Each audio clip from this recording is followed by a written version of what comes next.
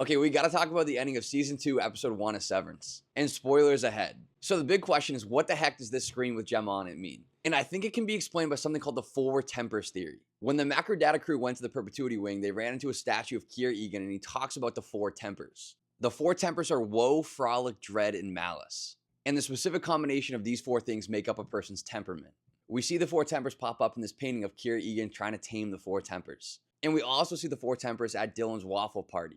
But what's crazy is if you zoom in on this picture of Gemma, the Four Tempers also pop up here. The bins that they've been sorting the data into have the Four Tempers: woe, dread, frolic, and malice. So what the heck does this mean, and why do we also see vital signs for Gemma?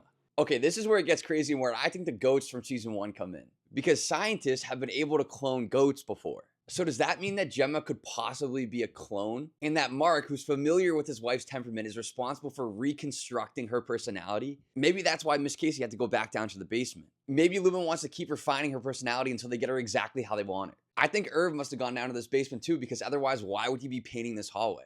And if they did testing on him in this basement, that would explain why he has these nightmares. Maybe he learned something about Lumen he wasn't supposed to, or wasn't acting how they wanted him to, so they decided that they needed to refine his tempers. What's also interesting is at the end of season 1, Helly's dad talks about a revolving. And what the heck does that mean? Does his Four Tempers get cloned in another body so he can basically be immortal? I don't know what's going on exactly, but I think there's a really strong case to be made about cloning or reprogramming consciousness somehow. This would explain how Gemma is still alive after dying. Let me know what you think of this theory in the comments.